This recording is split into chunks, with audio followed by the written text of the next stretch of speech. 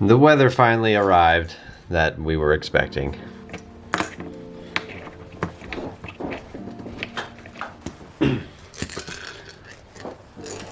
It's a nice and crappy day. We're not leaving the house. We're gonna stay in the house. Not a whole lot of excitement today, but I had made this video way back when I started the YouTube channel, and I think I'm gonna update it because he has made a little bit of improvement since then. Just a little bit, not a whole lot, but I just want to update the video, so that's the plan for this video. It's kind of one of those, if you know, you know. So if you have a kid that has a very bad spit up issue, a very bad gag reflex, then you understand just how tedious and you understand how careful you have to be every time you feed. Just because the wrong touch inside of their mouth, you know what it does. It causes spit ups. That's not what you want. You want them to keep the food down.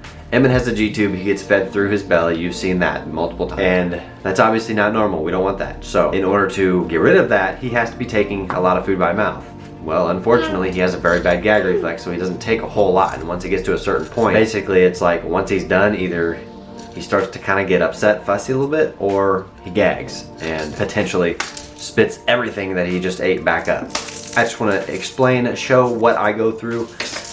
Maybe you go through the same thing. If you do, drop a comment of what it's like for you or what things you do, but this is just what I do and what he's improved on in the past few months. I would say the only real improvement right now is that when I spoon feed him, I can scrape the spoon off with the top of his mouth or like his top teeth or his lip and get the food off the spoon. I couldn't do that before. He would gag. So that's a pretty good improvement, and he's taking about, when I feed him these pouches, he can take like about half at a time. So like per feed, I take about half of it, which before it was like a couple tablespoons. So half of this is a whole lot more than a couple tablespoons. So that's the other improvement. But he's got to do the standard for 45 minutes. I just put him in here. Once we're done the standard, we're gonna do some food and I'll show you what I'm doing.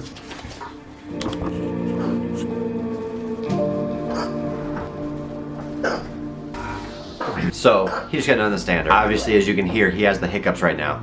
Unfortunately, we gotta do food. We're gonna do food in a minute. I'm gonna let the hiccups chill out, hopefully go away before we start food. But a few things I wanted to discuss before I start. A couple of things that I honestly probably have to say, but I don't even think about it anymore because I do it so much. It's just part of the day. But timing with this is everything. So if you're a kid, you obviously know, because if you're in the same situation, you get what I'm saying. But if you're new to this or you're trying to figure things out, timing is just about everything. If your kid has a G-tube in their belly and they're struggling to take food by mouth because of whatever reasons, gag reflex like Emmett, or they just seem to be uninterested because they get all their nutrients, probably because they're actually not hungry. So timing this is everything. And I've posted my schedule before, but it has changed since, so I need to rewrite it, make a new video on that, and that will be out at some point. It'll be another routine video.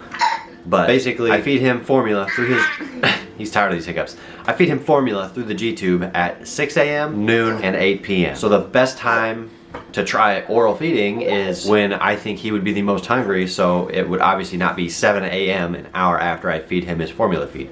So what I like to do is, it's 10:10 right now. 10:30 is probably when I'm gonna feed him. I want him to be hungry for this, but I don't want it to be too close to his next feed to where his belly is too full when I feed him formula. So 10 o'clock in the morning is when I do it, and then I'll do another feed at like 6:30, 7 at night, probably like 6 actually. 6:30 is probably the best time, because he goes a long stretch, obviously, from noon until 8, solid 8 hours. So waiting until like 6:30 at night, probably the best chance of me getting him to take a lot of food at one time. You have to consider that. Timing is everything. Hopefully he does good, and yeah, and that's gonna do it. We will catch you in a little bit. All right, let's get this going. This is the flavor today. Pick these up at Aldi. This is his favorite.